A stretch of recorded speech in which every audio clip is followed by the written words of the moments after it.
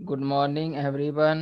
आज के क्लास का जो हमारा टॉपिक्स है वो है volumetric efficiency of reciprocating air compressor. यानी कि हम लोग इससे पहले रेसिप्रोकेटिंग एयर कंप्रेसर का डिफिनीशन पढ़ लिए थे, उसका इंट्रोडक्शन देख लिए थे और उसमें कितनी वर्क इनपुट होती है वो हम लोग निकाल लिए थे। इसके बाद जो है डिफरेंट इफिशियंसी जो है, जैसे आइडियाबेटिक इफिशियंसी, जो आइसोथर्मल इफिशियंसी, पॉलीट्रॉपिक इफिशियंसी, इन सभी चीज़ों को हम लोग कैलकुलेट कर लिए थे। तो आज का टॉपिक्स है volumetric efficiency of reciprocating air compressor. तो सर, इसको समझने के लिए सबसे पहले हम लोग इस डायग्राम को समझते हैं कि जो रेसिप्रोकेटिंग एयर कंप्रेसर है एक से हमारा, और उसमें जो क्लियरेंस वॉल्यूम भी है अवेलेबल।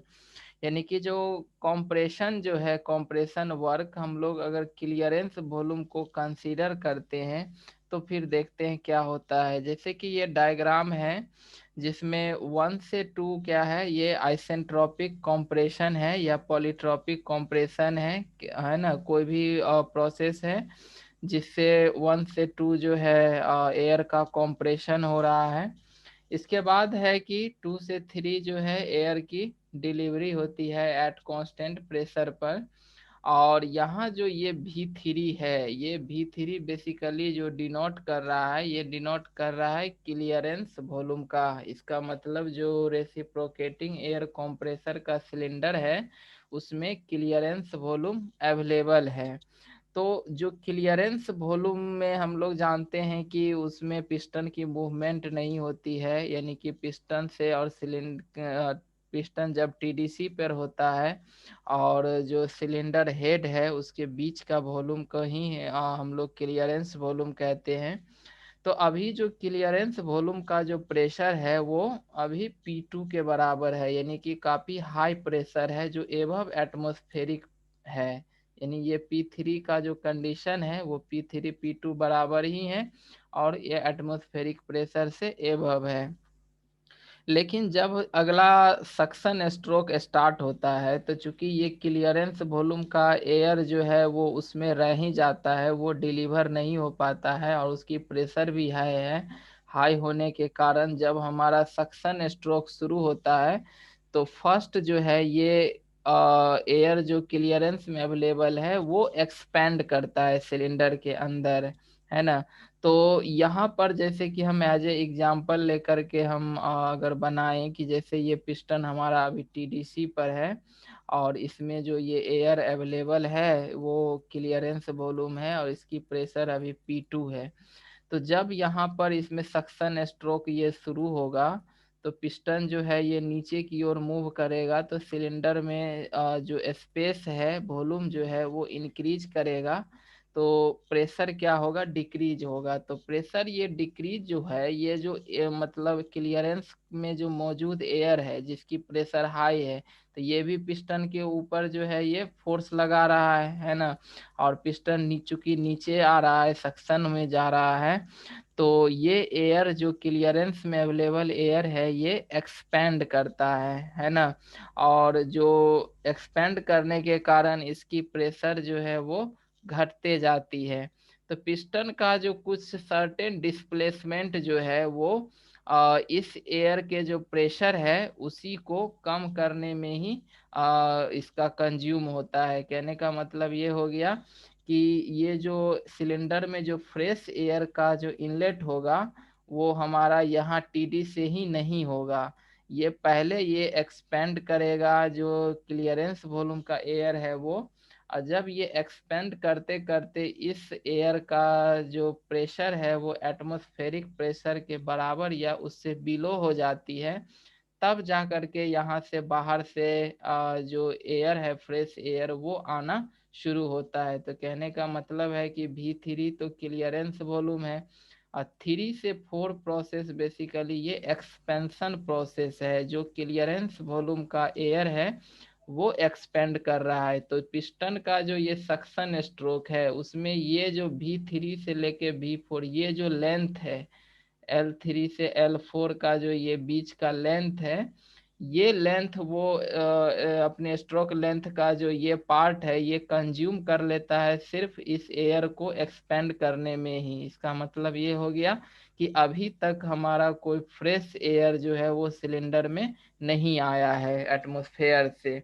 और फिर फर्दर हमारा पिस्टन जब हमारा ये 4 पोजीशन से यहाँ पे है, इससे फिर फाइनली फिर ये बिलो आना शुरू होता है, सक्शन स्ट्रोक चूंकि हो रहा है, तब जा करके अब प्रेशर भी इसका फॉल हो चुका है और वो एटमॉस्फेरिक प्रेशर से भी लो हो चुका है। तो अब जो है ये 4 से लेके 1 का जो डिस्प्लेसमेंट है पिस्टन का, इस डिस्प्लेसमेंट में ही जो फ्रेश एयर है वो आकर के फील होगा। तो यहाँ से हम एक चीज तो फाइंड करते हैं कि मतलब जो इसमें एक्चुअल जो एयर हमारा एटमॉस्फेयर से जो सिलेंडर में आया वो मात्र ये V1 से V4 ही है। तो इस V1 माइनस V4 को कहा जाता है इफेक्टिव स्वेप्ट वॉल्यूम। ठीक है। और जबकि हमारा थ्योरेटिकली तो V3 से ही आना चाहिए था, अगर एक्सपेंशन नहीं होता क्लियरेंस एयर का, तो ये V3 जो पॉइंट है, पोजीशन है, उसी पोजीशन से एयर जो है वो सिलेंडर में आना शुरू हो जाता है ना। तो एज ए हम कहे तो V1 माइनस जो V3 है, ये एक हमारा थ्योरेटिकल वॉल्यूम यानी कि जिसको हम स्वेप्ट वॉल्यूम कहते हैं, वो V1 से लेकर के V3 तक का जो वॉल्यूम है ये स्वेप्ट वॉल्यूम कहलाता है। जबकि V1 माइनस V4 जो है ये इफेक्टिव स्वेप्ट वॉल्यूम कहलाता है।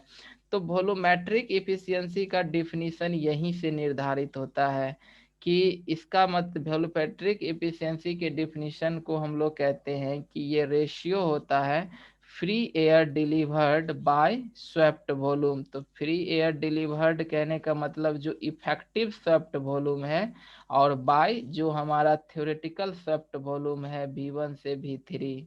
या इसको हम इस रूप में भी कह सकते हैं कि it is the ratio of actual air inlet to the cylinder from atmosphere to the theoretical volume. है ना, कि एक्चुअली में जितना हमारा एयर जो है सो वो सिलेंडर में फिल किया जितने वॉल्यूम के बराबर, अब बाय जितना ये थ्योरेटिकली आना चाहिए था, वही रेशियो कहलाता है वॉल्यूमेट्रिक इफिशियंसी। तो यहाँ से सबसे पहले हम क्या कर लेते हैं कि C को मान लेते हैं क्लियरेंस रेशियो। क्लियरेंस रेशियो किसको कहते हैं, तो ये clearance volume by swept volume, ये जो रेशियो है ये कहलाता है क्लियरेंस रेशियो। तो क्लियरेंस रेशियो को हम लोग VC से डिनोट करते हैं, स्वेप्ट वॉल्यूम VS से। तो इस फिगर में जो हमारा ये V3 है यही हमारा VC के बराबर है, मैंने यहाँ मेंशन भी कर दिया है। तो ये हो जाएगा VC बाय VS। VC को V3 कहते हैं और स्वेप्ट वॉल्यूम जो है वो V1 माइनस V3 है ना। इसके बाद जो है हम देख रहे हैं कि यहाँ जो 3 से 4 प्रोसेस है, ये हमारा एज्यूम करते हैं कि ये एक पॉलीट्रॉपिक एक्सपेंशन हो रहा है। तो इसका जो इक्वेशन हो जाएगा वो P4 V4 के पावर n बराबर P3 V3 के पावर n। तो यहाँ से हम क्या किए कि V4 का मान निकाल लिए, तो ये आ गया P3 V3 के पावर n बाय P4 के होल पावर 1/n। और ये बराबर आ गया V3 को, ये n से n यहाँ कैंसिल हो जाएगा, तो V3 इंटू P2/P1 के पावर 1/n। तो यहाँ से V4 बराबर क्या आ गया, V3 को क्लियरेंस वॉल्यूम कहते हैं, VC इंटू P2/P1 के पावर 1/n। अब है क्या वॉल्यूमेट्रिक इफिशियंसी का डिफिनीशन, जैसे हम बता दिए कि ये रेशियो होता है free air delivered by piston displacement volume, जिसको स्वेप्ट वॉल्यूम भी कहते हैं, या फिर इसको दूसरे फॉर्म में हम कहें तो effective swept volume by swept volume, theoretical swept volume, है ना।